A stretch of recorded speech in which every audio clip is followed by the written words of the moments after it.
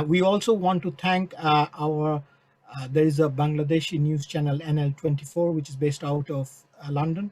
They are going to co-broadcast today's webinar. So it's a good initiative, as the title says, Nursing the Neighborhood. So we have got a host of speakers from different countries. I think probably it's first time in Bridge India where we are incorporating speakers from India, from Europe, and the UK at tandem.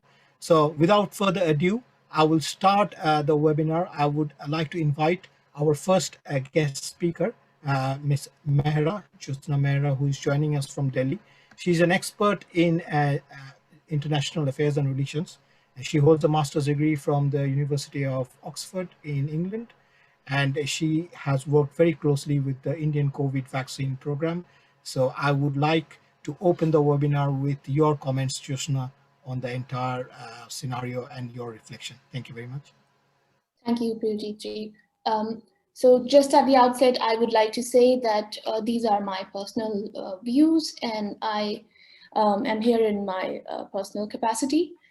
So I think India's role as a health security provider during the pandemic goes beyond the neighborhood and beyond vaccines, really.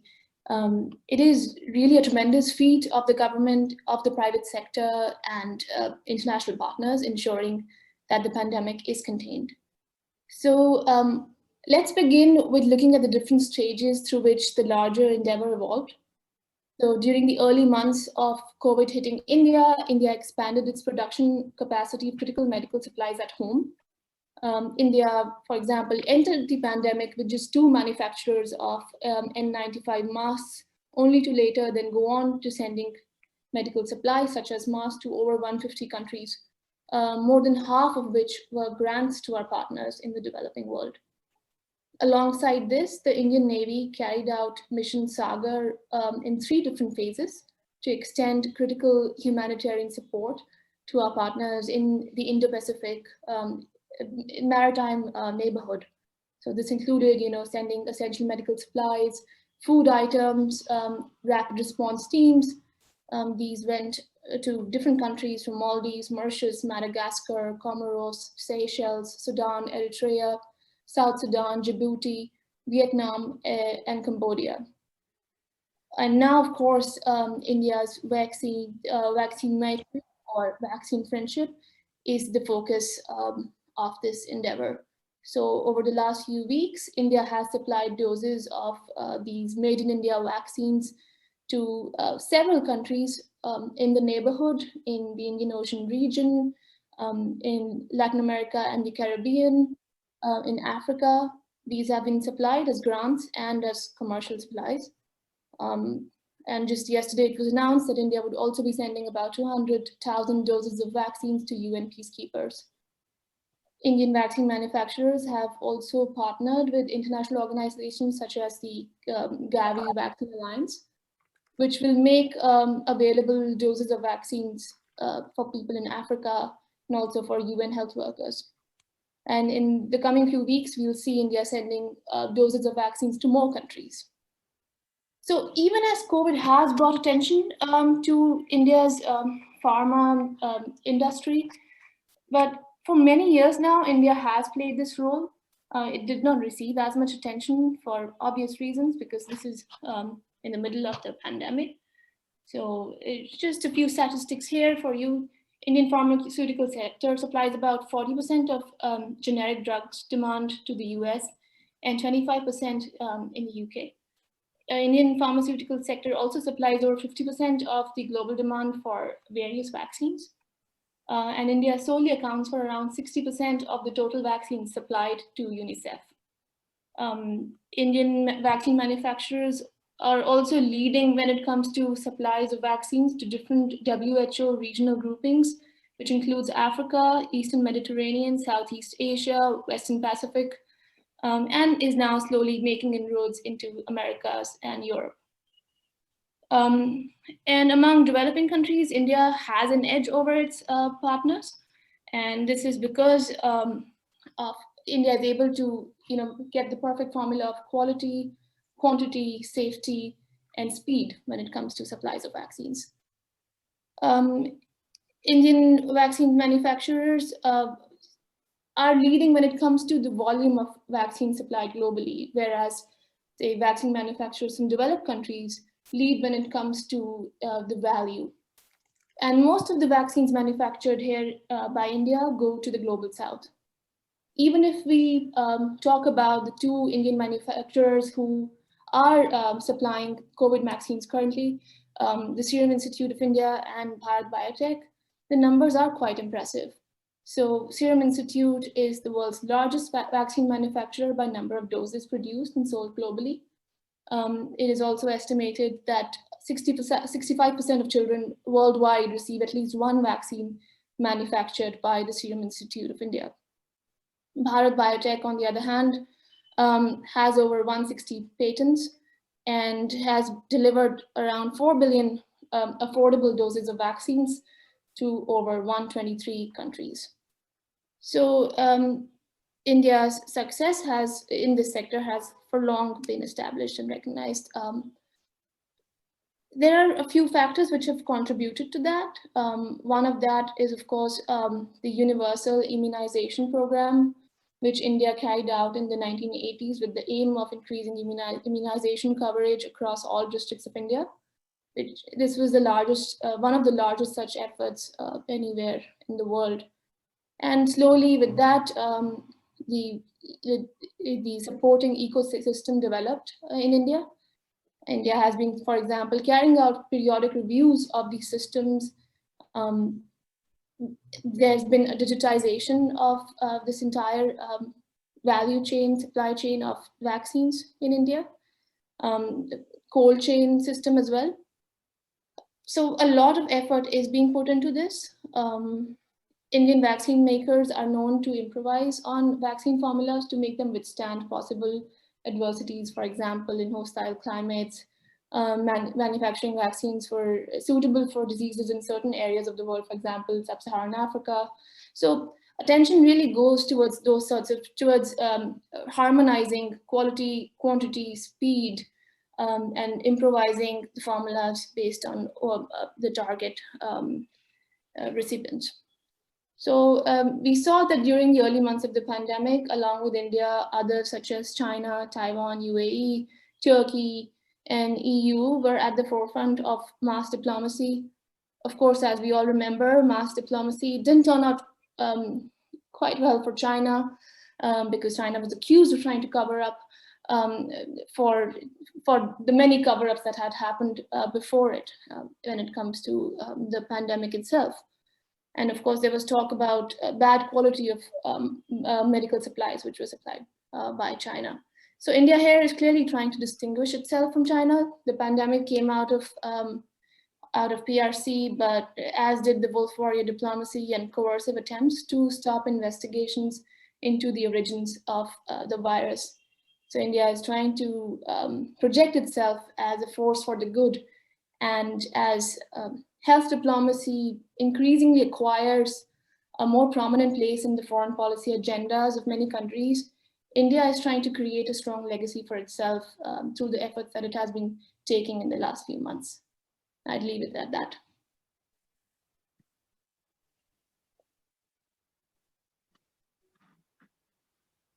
Thank you very much, Josna. It was really insightful and a lot of information was shared. I have some questions, but we'll come at the second round to address this. Ladies and gentlemen, I would like to now introduce Dr. Stott. Dr. Stott is a distinguished fellow at the Henry Jackson Society, one of the leading UK-based think tanks which specializes in multiple forums, including geopolitics. So I would like you, sir, to give your deliberation, and maybe if you could touch upon the British and the Indian angle in this entire pandemic, and how do you foresee it going future, the bilateral relationship. Thank you, sir. Dr. Stott. Sorry, I lost you there a little bit. Good afternoon. Good afternoon, everybody. Thank you, firstly, to Bridge India for arranging this event and for giving me the opportunity to talk at it. So there's a few things I want to say in terms of my presentation, to give a bit of a sort of academic overview of diplomacy and how India's work in this field potentially benefits both it and others, and then to give a bit of a UK perspective, if I may, on events, and then some comments in terms of Anglo-Indian relations. Now, historically, we've seen a characteristic of diplomacy as being about the art of telling home truths without causing offence. I think that's very difficult in the era of COVID-19 geopolitics, where tensions and controversies are so heightened. If we take a step back and consider diplomacy as a tool, it normally divides itself into two different elements. Official diplomacy, which is usually conducted at elite levels between governments, and then what we tend to see in the public, which is public diplomacy, where messages are disseminated to the general public or particular communities within the public. And such is the importance of the pandemic as an issue, that I think the desire to respond to COVID has been so imperative that a lot of diplomatic niceties have rather faded. Successes such as India's vaccine distribution and the UK's domestic immunisation programme have become very public. Apparent failures, and we probably here have to consider the unsteady start that the European Union's procurement programme underwent, and the subsequent rows between the European Commission and national governments, have all become very public. Now, if we consider our host, Mr. Debsarkar's article in the Bengal Chronicle, which I know is also on the Bridge India website, so hopefully most people have seen it. But a section of that article rather is rooted in comparing India and China, contrasting the two countries. And it's fair to say in the international relations sphere in recent years, China has been a bit of a juggernaut. Huge projects such as the Belt and Road Initiative and the China-Pakistan Economic Corridor have rather left China's opponents trailing. The underside of this, however, is that some countries were arguably drawn into economic relationships that may not have been in their best interests. Sri Lanka comes to mind, some African countries as well. And secondly, that the type of democratic values, which I think India and the UK, to take one example, share, were rather pushed to the background. With China, might is arguably right. COVID-19 and the individual suffering and the economic catastrophe that it has brought rather upsets that apple cart. If China does not look as appealing as it once did, then the Chinese way does not either. And I think India stepping in and sending vaccines to Brazil after the South Americans decided that the Chinese vaccine was unsatisfactory was a significant moment. And the previous speaker mentioned some of the PPE controversies as well. It's also notable that as we approach the 50th anniversary of Bangladesh's independence, India is once again reaching out to assist it, only this time with vaccines rather than with soldiers. Now, the concept of soft power developed by the American writer Joseph Nye is rooted in the ability to influence the behaviour of others to get the eventual outcomes that you want, to get people wanting the same things as you. And that's potentially an area where China perhaps struggled and may well struggle in the years to come. India possesses significant soft power in the medical and pharmaceutical fields. And in a way, this shouldn't be new to anybody from the United Kingdom. For some Britons of my age group, the first Indians that we will have met may well have been doctors. That interaction continues, but this time in the pharmaceutical industry. And I have in my wallet a card showing that I was part of the Oxford AstraZeneca vaccination trials. Well, we now know that not only is that vaccine being rolled out across the UK, it's being developed in India by the Serum Institute of India. And I think the potential for future collaboration and engagement going forward as new variants of COVID-19 emerge is significant. Now, in any overview of Anglo-Indian relations, a challenge for the writer is always where to start. How do we situate this relationship in chronological terms? In my decade or so in academia, it was noticeable how sniffy and at times how negative many British academics are about one of the venues where the Anglo-Indian relationship is played out, and that's the Commonwealth. You would struggle to find anyone, for example, at the School of Oriental and African Studies in London, who is a champion or an advocate for the Commonwealth. Indeed, some who would die in a ditch to defend the European Union struggle to find things as a positive to say about the much more multicultural Commonwealth and the relations. Why? Well, I would argue because their starting point is not the Britain of today or the India of today. It's not the respective nations as they stood at the millennium or any previous decade, even 1947. The starting point for their analysis of our perspective is always the empire. And they view a rather old-fashioned way of looking at the world.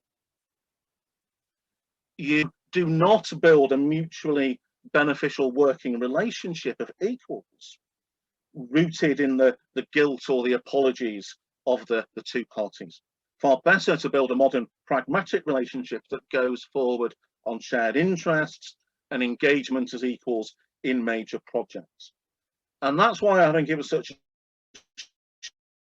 shame that the British Prime Minister's visit to India did not happen. Ironically, of course, because of COVID, because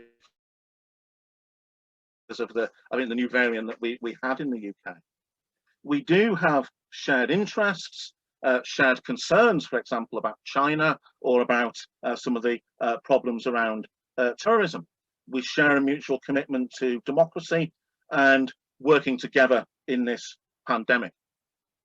Now, there are criticisms to be made of globalization, place communities too far from the decision-making process. I think they've pushed back a little in the UK, for example, about the call centres, which was a major part of the past economic relationship between Britain and India. But health policies cannot operate in isolation, and Britain and India clearly have much to gain from cooperation in areas such as vaccine development and distribution. These new partnerships serve as a reminder that the Anglo-Indian relationship has a tendency to renew and to remake itself. And I mean, that's good for Britain, and I hope it's also good for India. Thank you for listening. Thank you very much, Dr. Stott, for your profound and a very accurate analysis. I really appreciate. We'll probably have a few questions, which will come back in the second phase of the webinar. Thank you, sir. I would now like to invite our next honorable speaker, probably first time in Bridge India, Mr. Naveed Nurmal. He is one of very prolific Afghan think tanks based in London. He's closely associated with the Afghan Foundation. He's worked with the Heart of Asia Conference and was the project manager for a lot of projects led by the US Embassy in Kabul. So thank you very much, sir, for joining us. I would like you to share your thoughts, and maybe if you concentrate on the Afghan-India angle and generally the neighborhood of Afghanistan in the COVID pandemic, how do you see things unfold? Thank you, sir. Thank you very much. Thank you for inviting me, and thank you for giving me this platform to share a few thoughts with you. I'm definitely not a technical person to speak about the vaccination and the COVID-19, but as we talk about COVID in the entire world at the moment, Afghanistan is also facing an additional bigger problem and challenge of terrorism, which has definitely doubled by the COVID pandemic.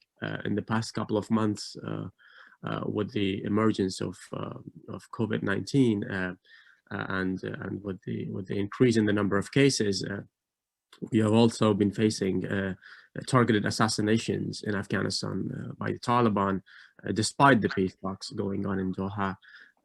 We have a saying in Afghanistan that when you're in trouble, you can test your friends, and we are very happy that India has proven to be one of our real friends again and again in the history. India has always supported an Afghan-led, Afghan-owned, and Afghan-supported initiatives, and unified Afghanistan can fight any calamities. Success of Afghanistan is around the success of India. So we definitely share a very close tie with India, Afghanistan, and we do appreciate India as a true partner in development. Recently, the government of India provided Afghanistan with 500,000 doses of coronavirus vaccination. This is the first country that is providing Afghanistan with the vaccination.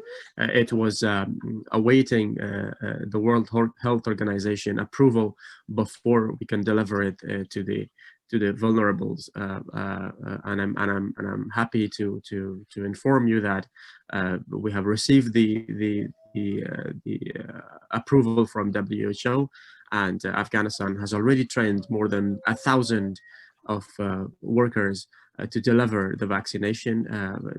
The 2,000 more people are under training at the moment to receive the training to deliver the vaccination, and Ministry of Public Health of Afghanistan has also already made a plan for who will be the prime target to receive the vaccination. They have identified the health workers and the security forces that are standing firm to basically defend Afghanistan against global terrorism. I'm also happy to share here a very good news which happened a couple of days ago. Afghanistan and India signed an agreement that India will be supporting to construct the Stott Dam in Kabul, which is going to help Afghanistan with the containing of water. Although this has been not very welcomed by our other neighbors in the region, but definitely it's going to be a long-term partnership between the two countries, which will help the development of the people, which is our shared goal, both in India and Afghanistan.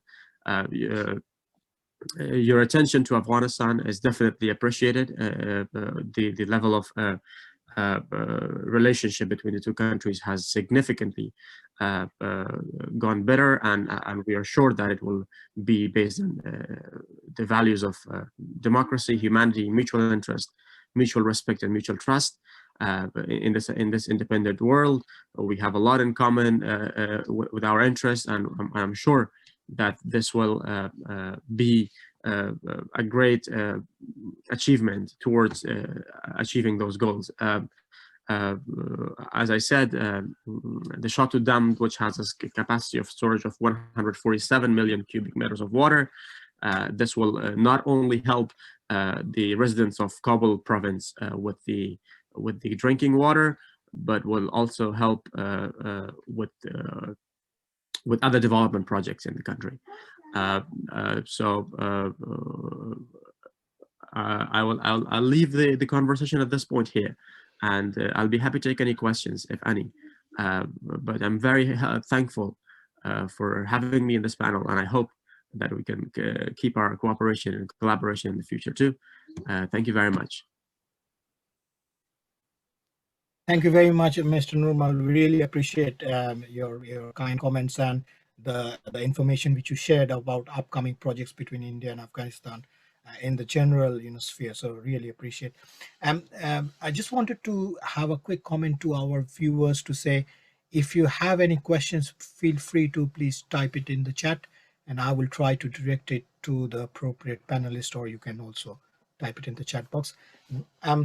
We had our fourth speaker joining us from Geneva, Mr. Deewara, but I think there is some technical issues. His connection has dropped off. So I will try to come to Jyotsna now. Just so if you may answer a few queries which I have, and then once Mr. Deewara is back online, we'll probably switch to him. So Jyotsna, I would like to say that what do you think will be the next frontier, after the vaccine, and what can India do to cement our relationship, especially in the neighborhood, because certainly we cannot match the might or the cash might of our greater neighbor up north. However, with this vaccine diplomacy, can we, what kind of gratitude and what kind of benefits we can encash and build a glorious future? It's your comments, please. Thank you. Yes, while it is true that we cannot match China when it comes to pumping money into the neighborhood, but I think one of the ways India tries to project itself is that India is different from China because it is essentially a force for good. So not just when it comes to, say, health diplomacy, but we've seen this previously as well. As this other speaker spoke about the Belt and Road Initiative, we saw that India, in partnership with countries like Japan, was trying to promote an alternate connectivity infrastructure set of projects, which was focused on equal partnership, no debt traps, also say on quality infrastructure. So India's focus really is over there. But if we stick to health diplomacy, I think the next steps, like it was pointed out earlier, would be also to look at these new variants of the virus and whether the vaccine would be effective in dealing with it. But also secondly, it would be about capacity building in our neighborhood, immediate neighborhood and our extended neighborhood. When it comes to, say, infrastructure that we have built, when it comes to R&D on vaccines, on manufacturing, the cold chain storage systems, so digitization of this entire infrastructure around vaccines, I think capacity building would be a next step. We've already worked with some of our partners in Southeast Asia on health capacity building. So I think that's where you go from next. Thank you very much, Jyotsna. I think we have our fourth speaker now live. So I would like to introduce Mr. Biro Deewara, who is joining us from Switzerland, Geneva. He is a program manager for anti-slavery, and his NGO RADDHO is based out of the United Nations. He's an extensive worker in human rights and has an excellent track record on promoting global issues. So welcome to the show, Mr. Deewara. I would like to give the floor to you if you could comment on the African angle on this entire COVID crisis and the way you see the way forward, especially with the Indian vaccine being rolled out globally. Thank you, sir. Mr. Deewara, can you hear me? I think his connection has. Mr. Biro Deewara, can you hear me, sir? I think he can't hear us. So apologies for this. I will. We've got a question from one of our audience, and it is addressed to Dr. Stott. So I'll just read it out. So if you want to maybe address this, do you think there will be a resurgence importance on the Commonwealth in the post-Brexit world? Obviously, it's a good question. And perhaps the role between the vaccines as to how Serum Institute versus the EU have dealt with the topic, basically. Okay, well, I think the honest answer on the Commonwealth side of this is to say it's probably too early to tell. I mentioned, there is historically a degree of sort of distancing or sniffiness towards the Commonwealth as an institution that I think is regrettable. It's noticeable, however, that in the Conservative government's post-Brexit position, although there's a lot of talk about global Britain, I think the UK very definitely wants to develop closer ties with countries like Japan, South Korea, India, I think, are all right at the top of the British agenda. The Commonwealth hasn't really been mentioned that much. And indeed, within the Conservative Party, although there's not as much negativity historically about the Commonwealth as there is within the Labour Party, there are some who really have regarded it as a bit of an empty vessel. So I think it's too early to tell. It would have been interesting if Boris Johnson had had gone to India last month to see whether the Commonwealth would have been directly mentioned or not, or if the focus would have been, I mean, for example, when Modi came to India under David Cameron's regime, it was much more about Anglo-Indian relations and about business than anything else. So it could be that the rhetoric remains along those lines, I think. Do we now have our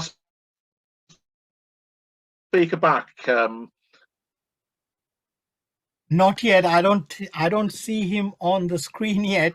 So he's dropped off again. So we'll try our best to see. I think he's joining now. I can see a flicker on the screen. So we'll see if he can join us. If not, I've got a general question, I think, which can be taken up by any of the panelists. It's from Shana Sheikh. She's saying that China and Russia are also doing a lot of diplomacy by giving away free vaccines. Can India really compete? So I think maybe Mr. Nurmal, if you would wish to answer it, and maybe then I can move to Jyotsna to get your opinion on this question, please. Thank you for the question. With regard to the vaccine diplomacy, it's definitely, there will be a lot of competition between the countries and nations on how to take this further ahead. What the recent example is that after India has announced their contribution to Afghanistan with the 500,000 donation of vaccination, China also came up front and has helped and has announced that they will be also contributing 200,000 vaccination.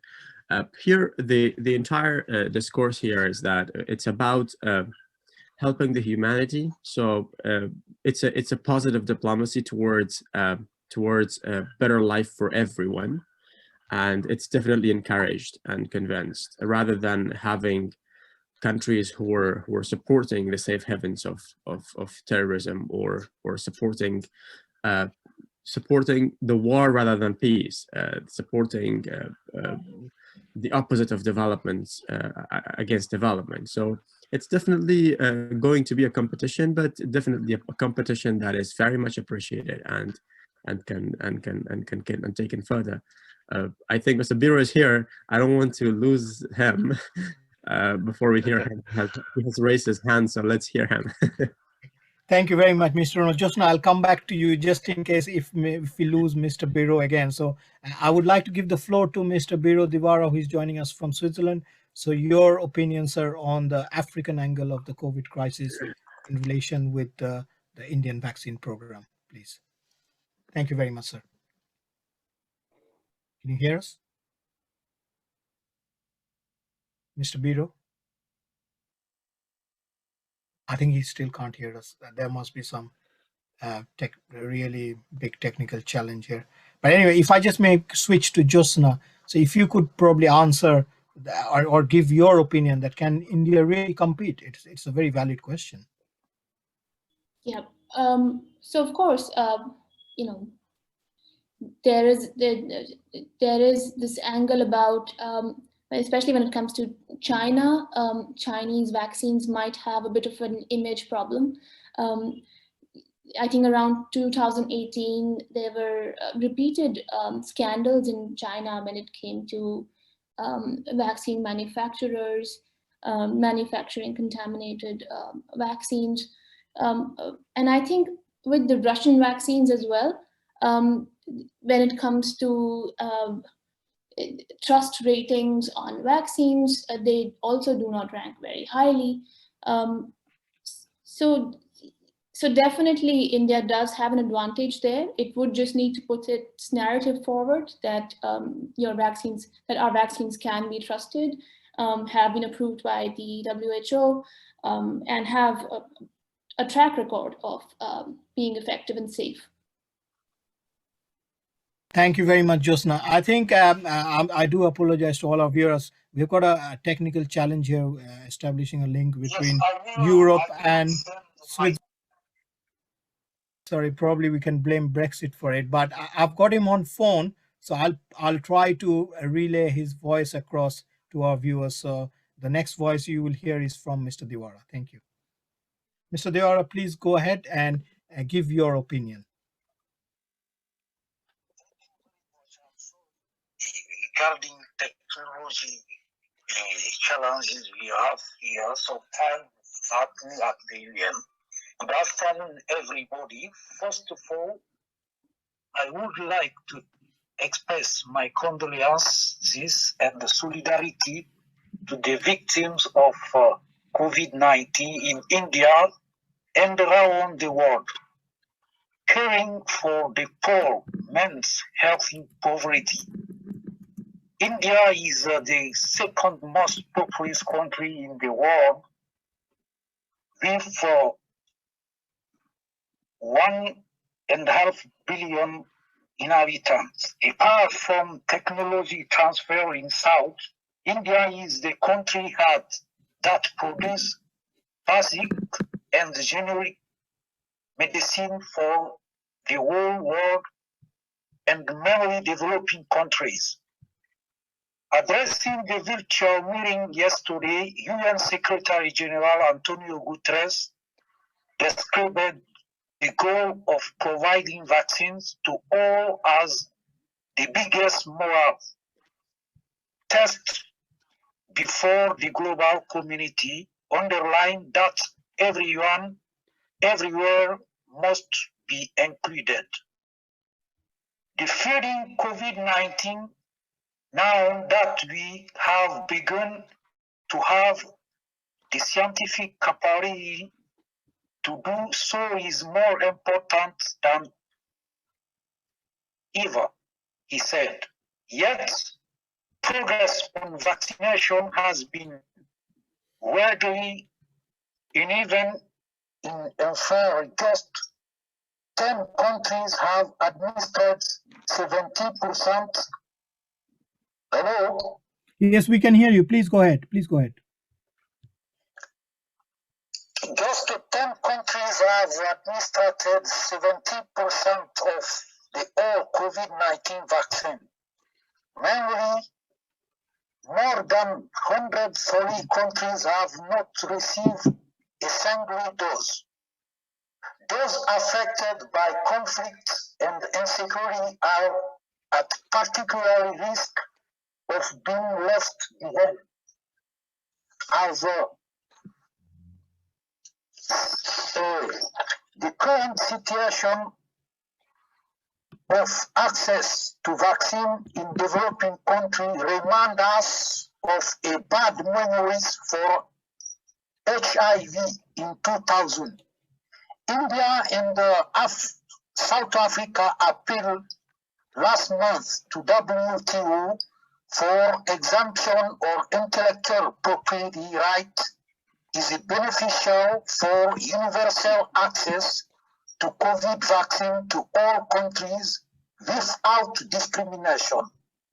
As a Southern organization that advocates for right to health for all and access to medicine, we support strongly India's commitment and diplomatic vaccine policy for developing countries. We call on all our networks in Africa, Asia, Europe, Latin America, and around the world to launch an international campaign to combat vaccine nationalism and the support of COVAX programs. I thank you very much, my friend, for your invitation. Thank you very much, sir. Really appreciate. Thank you. Sorry, we had a technical challenge.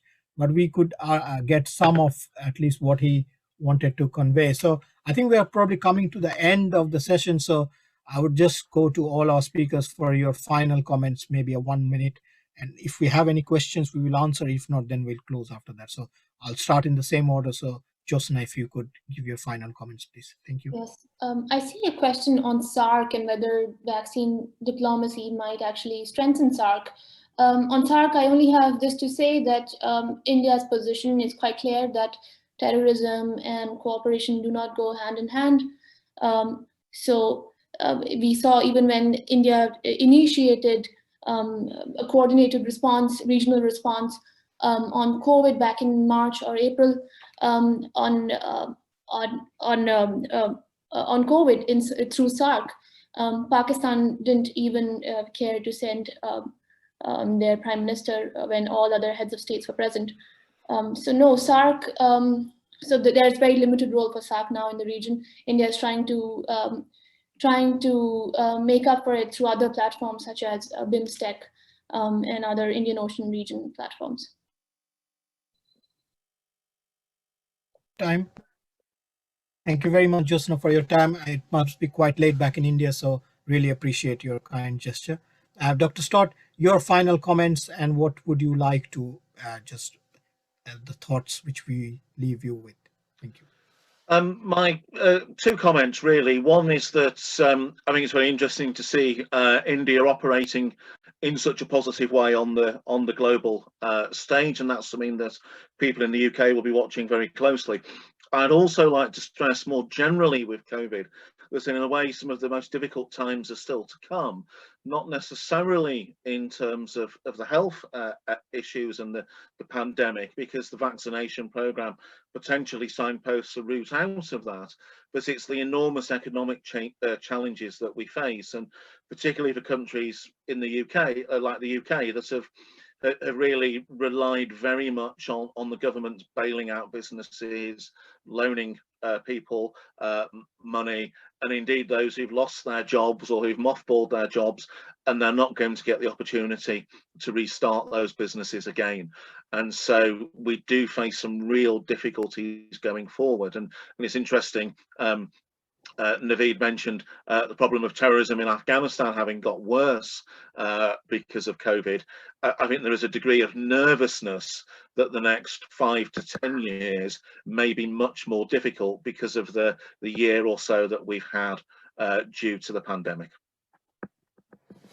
Thank you very much, Dr. Stott. It's always a pleasure to hear you speak and gain a lot from you. Thank you, sir. Your final comments, Mr. Nurmal. How would you like to conclude today's session? Thank you.